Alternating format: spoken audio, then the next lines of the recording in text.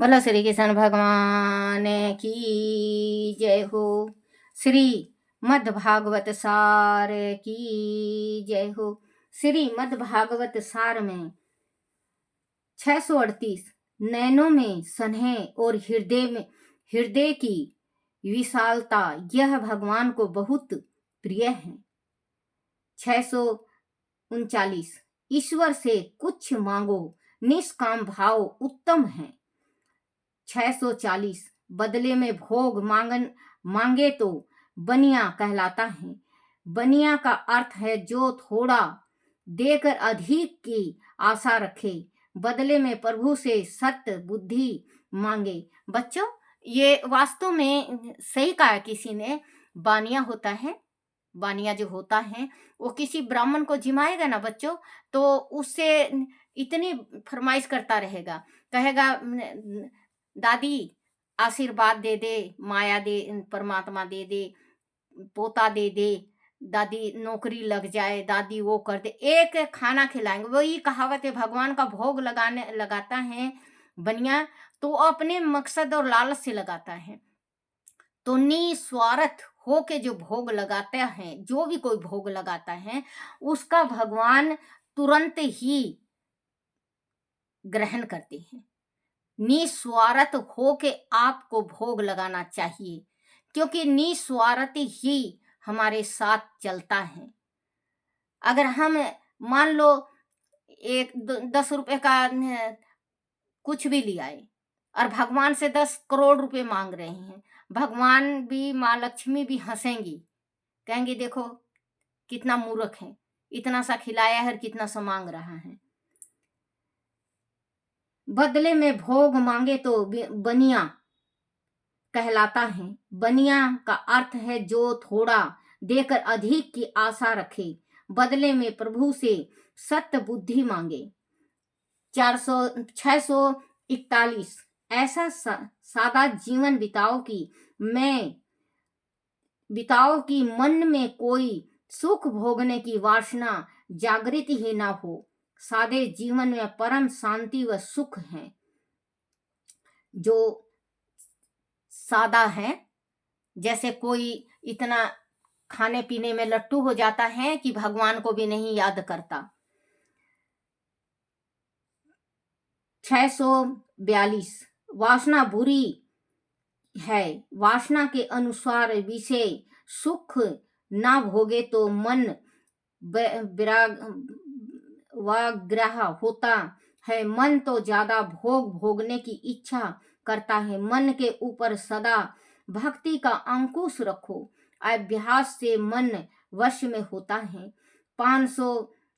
643 लड़का सदाचारी हो तो माता पिता दुराचारी हो तो उनकी सतगति संभव है, किंतु लड़का दुराचारी हो और माता पिता सदाचारी तो उनकी दुर्गति होगी। संतान तभी सदाचारी होगी जब स्वयं सदाचारी बनोगे। ये तो बच्चों उल्टा ही बात हो गया ना। जैसे कि अब मैं हूं, अगर मान लो मैं सदाचारी हूं तो माँ बाप को, जैसे लड़का, मिसाल दे रही हूँ, मैं लड़का हूँ और मैं सदाचारी हूँ, तो मेरे माँ बाप तर जाएंगे। और मेरे माँ बाप जैसे भ्रष्टाचारी हैं, तो एक बात ये सोचो, उनके भी तो माँ बाप फिर हैं, उनके भी माँ बाप हैं। तो ऐसा घर में सुख शांति का, ऐसा भक्ति का, ऐसी सत्संग का अपने घर में रखना चाहिए, जो कि हम भी सदाचारी रहे, हमारे बच्चे भी सदाचारी रहे, उनके बच्चे भी आए सदाचारी, वो अगले भी बच्चे आए जो वो भी सदाचारी, सभी सदाचारी रहें, क्योंकि सभी के माँ बाप को तरना है। माँ बाप, चलो मान लो कोई लालची होता है, दान नहीं कर सकता, उसका बेटा जो दिल खुला होता है अपने माँ बाप के निमित्त अगर दान करता है तो उनके माँ बाप को प्राप्त होता है। अब ये कहते हैं ना कि जीते जी भी नहीं दिया, मरने के बाद भी नहीं। जीते जी तो भूखा मारा वैसे, और मरने के बाद भी नहीं, तो बच्चों वो थोड़ा हजम नहीं होता बात। जीते जी भी खिलाओ अपने माँ बाप को जो भी मांगते हैं, क्योंकि आप जब छोटे थे आपकी उंगलियां पकड़ के ले जाते थे बाजार हट में, तो आप किसी चीज के वास्ते जिद करते, जब नहीं होता तो 2 दिन में 4 दिन में आपको वो चीज ला के दिया करते ना माँ बाप। वैसे ही माँ बाप जिस टाइम 50 से ऊपर हो जाता है तो वो उनका बचपन आ जाता है। कहते हैं उम्र 55 का और दिन आया बचपन का। उम्र जब 55 का हो जाता है तो दिन बचपन का आ जाता है, क्योंकि दांत मुंह झड़ जाते हैं, सारा वृद्धावस्था में बालक बुद्धि नेचर आ जाता है। तो बच्चों, आपके जो माँ बाप मांग रहे हैं वो जरूर दो। तो एक मेरे पिताजी कहानी कहा करते, वो कहानी याद आ गया है। जैसे कि एक बच्चा था, अपने पिता के साथ कहीं गया हुआ था। तो गया हुआ था तो बेटा पूछने लगा, पहली दफे गया था वो, शहर की तरफ पहली दफे गया था, तो वो सब कुछ देखता और अपने बाप से कहता, पिताजी ये क्या है? बेटा ये गाड़ी है। पिताजी ये क्या है? बेटा ये घोड़ा है। पिताजी ये क्या है? ये तोता है, ये कग्गा है, ये फलाना है, ये ढिकमा होता। मतलब उसने कम से कम लाखों दफे अपने पिता से पूछा, सवाल किया कि पिताजी ये क्या है। उसके पिताजी ना घबराए, ना हिचकिचाए, ना अलकसाए, ना क्रोध हुआ, और वो मीठा होके बोलते रहे, बेटा ये है, बेटा ये है, बेटा ये है। अब वक्त के साथ चलता गया, अब वक्त है, अब बाप को बूढ़ा होना था, और माँ बाप को बूढ़ा होना था, और बेटा को जवान। अब बेटा को जवान था तो अब मौसम चेंज हो जाता है ना बेटे, 4-5 साल में, 10 साल में दूसरा चीज, नई नई चीज आती है। पहले हमारे जमाना में मोबाइल नहीं थी, लाइट नहीं था, हम इसमें दीवा में काम चलाते थे, गैस नहीं था, हम चूल्हे में रोटी बना के खाते थे, और बीमार नहीं होया करते बच्चों, निरोगा शरीर होया करता बिल्कुल, ठंडे पानी में नहाया करते। आजकल सारी सुविधाएं हो गई हैं, आटे गूंदने का मशीन हो गया है, रोटी बनाने का मशीन, बेलने का झंझट नहीं, सेकने का झंझट नहीं। तो बीमारी का घर शरीर, देखना बच्चों, बीमारी का घर है ना। किसी का टांग दुखेगा, गोडा दुखेगा, आंख दुखेगा, पेट दुखेगा, बीमारी शरीर चलता रहता है। वो भी दवाई दवाई खाते हैं, क्योंकि पहले बिल्कुल निरोगा भोजन होया करता, और उसको खाया करते, देसी घी का खाना होया करता, और मस्त एकदम, पूछो मत बच्चों। तो अब समय बदल गया। समय से जैसे हमारे यहाँ पहले हम बच्चों क्या किया करते, ये जो दवाइयों का आती है ना, अब तो दवाइयों का ये आने लगा प्लास्टिक का दवाई भर के। पहले आया करता कंच का बेटा, तो कंच का आया करता, तो कांटी से, कील से उसमें छेद कर लेते थे, और सूती कपड़ा लगा के, मट्टी तेल डाल के, और फिर इसके बाद हम दीपक जलाते थे। फिर आ गया लालटेन, लालटेन आया। फिर आया गैस, वो गैस मेंथल गैस, जो मिट्टी तेल डाल के और मेंथल लगा के और उसको जलाते हैं, तो प्रकाश होता था बिल्कुल। तो उसे, अब बच्चों हम छोटे थे जब अजी, अब छोटे थे हम, सातों बहन भाई, हम 7 बहन भाई थे। हम एक ही जगह सोते थे सातों बहन भाई। पहले ये बेड वाड कुछ नहीं होया करता, धरती में सोया करते बच्चों, अपने बिछाया, सब जने अपने अपने बिस्तर बिछाए और मस्त सोए, ना डर ना भय। और एक रहता था दीवा, बड़ा दीवा भर के। तो कभी कभी वो दीवा क्या होता, ज्यादा हो जाता, टप टप टप टप होता, तो जो कमरा होता, जो कोठरी, पहले कोठरी कहा करती, अब कमरा हुआ ना, हमारे जमाना में कोठरी था। जो उस कोठरी में बच्चों, बिल्कुल हमारे सातों बहन भाई के नाक आंख एकदम काले, एकदम काले। सुबेरे उठते, माँ कहती, हाँ ये थारा तो आंख बिल्कुल, आंख नाक सब काला हो गया है, मुंह धो के आओ। छोटे छोटे थे बच्चों, मुंह धो के आते। तो जब उसका बेटा बड़ा हुआ, दीवा से लैंप लैंप दीवा से लैंप आया। लैंप आने के बाद घर घर वही था बच्चों, कितना भी बड़ा राजा होता, कितना भी बड़ा, वो दीवा ही होता। कोई इसमें बदलावा नहीं था कि किसके घर में क्या रोशनी होती है, सबके घर दीवा चसा करता। अब जब बड़ा हुआ तो आ गया मेंथल वाला लाइट, गैस। गैस सिलेंडर की बात नहीं करी, मेंथल वाला आप कोई कोई जानता भी होगा, बुजुर्ग अगर सुनता हो सुनेगा तो जरूर जानेगा। कहने लगे, उसका लेकर आया पहले दफे उसका बेटा, तो उसकी माँ ने पूछ लिया, बेटा ये क्या है? माँ गैस है। बेटा इसमें क्या होता है? माँ रोशनी होगी। बेटा इसमें ये जो ये सफेद सफेद है इसको क्या कहते हैं? कहता है माँ मेंथल है। माँ पूछती है, बोले बेटा इसमें तेल भी डलेगा? बोले माँ परेशान हो गया तुम्हारा जवाब सवाल दे दे के, जब शाम को जलेगा जब देखना। उसके पिता तुरंत कहे, बोले बेटा वो समय था जो 1 लाख दफे तू पूछा है और मैंने जवाब दिया है। आज तेरी माँ ने 3 दफे 4 दफे तेरे से पूछ क्या लिया, तो झुंझला के अपनी माँ को डांटने लगा। बेटा अभी मैं जी रहा हूँ, तेरी माँ का भी मैं पालन पोषण कर सकता हूँ। तो बच्चों वही कहते हैं कि बच्चे थोड़े से बड़े हो जाते हैं, समझदार हो जाते हैं, माँ बाप को कुत्ता समझने लगते हैं। वो सोचते हैं कि हमारा ही दिमाग है और हमें पढ़े लिखे हैं। अब के पढ़े लिखे से अच्छा अनपढ़ गंवार, अब पढ़े लिखे से अनपढ़ गंवार, क्योंकि वो इज्जत जाना करते, कोई मेहमान का मेहमानदारी जानते थे।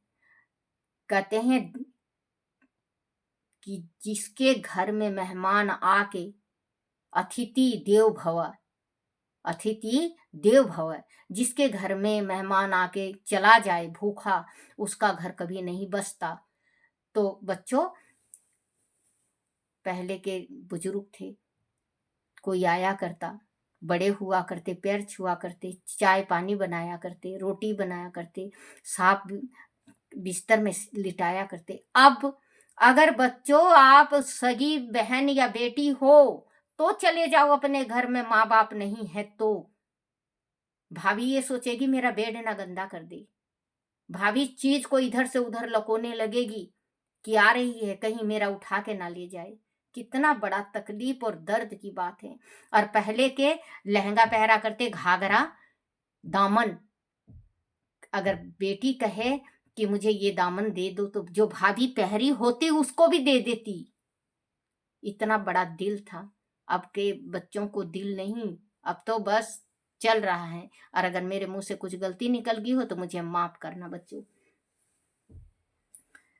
तो लड़का को सदाचार खुद भी रहो और अपने लड़के को भी सदाचारी बनाओ। जिसमें जो सदाचारी हो वो आप भी तरे और अपने पितर को भी तारे, माता पिता को भी तारे। लड़का सदाचारी हो तो माता पिता दुराचारी हो तो उनकी सदगति संभव है, किंतु लड़का दुराचारी हो और माता पिता सदाचारी तो उनकी दुर्गति होगी। संतान होगी। संतान तभी सदाचारी होगी जब स्वयं सदाचारी बनोगे। 644 कौवा पितरों का दूत है, संभव हो तो नित्य कौवे को ग्रास दो। कौवा जो कौवा बोलता है, कौवा पितरों का दूत है। वो आपके मंडेरे में बोलता है तो ये होता है ना, कोई मेहमान आएगा उसको रोटी जरूर दिया करो और सूची रोटी दिया करो, झूठी मत दिया करो। कुछ ना कुछ कौवा अगर आ जाए और आपके घर में है तो कुछ ना कुछ जरूर दो। कौवा पितरों का दूत है, संभव हो तो नित्य कौवे को ग्रास दो। जो पिता 500 645 जो पिता हो गया है उसके सिर बड़ी जिम्मेदारी है। जो पिता पुत्र को संस्कारी नहीं बनाता वह पिता पुत्र का शत्रु है। जो पिता अपने पुत्र को संस्कारी नहीं बनाता वो पिता कहलाने लायक नहीं है, वो अपने पुत्र का शत्रु है। 546 भगवान की मार में भी करुणा है। भगवान करुणा रूपणालय है। 647 प्रतिष्ठा, पैसा और विद्वता अंत काल में बिल्कुल काम नहीं आते। मतलब पैसा, प्रतिष्ठा और विद्वान जो होता है, अंत समय में कुछ भी काम नहीं आता। अंत समय में सिर्फ भक्ति काम आती है। भजले राम हरि का नाम रे, बंदे फिरे पीछे पछतावेगा। अंत समय तेरी आई पास, अब रोने से क्या होएगा। क्योंकि जरूर भगवान का सुमरन करना चाहिए। बोलो श्री कृष्ण भगवान की जय हो। 648। जो विद्या अंत काल में काम नहीं आती, वह किसी काम की, किस काम की। 649। संयोग में दोष दर्शन एवं वियोग में गुण दर्शन, यही जीव का स्वभाव है। 650। मनुष्य मकान के ऊपर व शरीर के ऊपर नाम लिखाता है, किंतु अधिक प्रचार से पुण्य का नाश होता है। नाम लिखाना है तो प्रभु का लिखाओ। बोलो श्री कृष्ण भगवान की जय हो। श्री कृष्ण गोविंद हरे मुरारी, हे नाथ नारायण वासुदेवाय, हे नाथ नारायण वासुदेवाय, हे नाथ नारायण वासुदेवाय। श्री कृष्ण गोविंद हरे मुरारी, हे नाथ नारायण वासुदेवाय।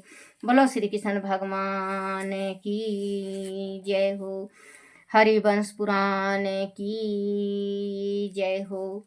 हरिवंश पुराण में सहसा क्रोध को शांति कीजिए और अपना इच्छित कार्य बस हुआ ही समझिए। इस प्रकार वह वचनों को सुन कर दुर्वासा जी का क्रोध बहुत शांत हो गया। तब उन्होंने कहा, हे यदुकुल भूषण, वह दोनों शिव द्वारा वरदान पाए हुए महाबली हंस और डिम्बक नाम के दो भाई हैं, जो सलप वंशी ब्रह्मदत्त के पुत्र हैं। दोनों अति उदंड, असभय और उग्र लख हैं। तब श्री कृष्ण ने कहा, हे महर्षि, वह दोनों किसी के भी द्वारा वरदान पाए हुए क्यों न हो, उन्होंने आपका अपमान करके अपने मृत्यु आदेश पर स्वतः ही हस्ताक्षर कर लिया है। वह अवश्य ही मेरे द्वारा शीघ्र ही मार डाले जाएंगे। और हे तपोधन, आपको जो न्याय के लिए स्वयं मेरे पास आने का कष्ट करना पड़ा है, उनके लिए मुझे प्रमादी को क्षमा कीजिए। दुर्वासा ऋषि तब हंसते हुए बोले, हे मधुसूदन, तुम अत्यंत ही चतुर, नीतिज्ञ और मर्यादाओं का पालन करने वाले हो। सर्वेश्वर होते हुए भी मर्यादा वंश मेरे चरणों में शीतल होकर मुझसे बार बार क्षमा याचना करते हो। तुम्हारे यही गुण तो तुम्हारे समस्त देवताओं से ऊंचा उठते हैं। हे लीलाधर, आप कौन हैं? क्या वह मैं नहीं जानता? अब बार बार मुझसे क्षमा मांग कर मुझे लज्जित न करें और दुष्टों के विनाश का वह कार्य पूर्ण करें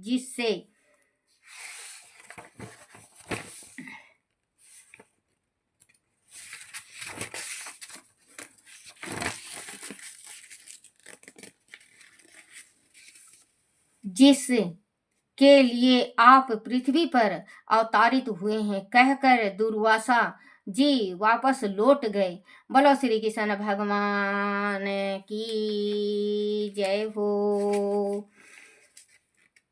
समस्त सहयोगियों सहित हंस व डिंबक वध।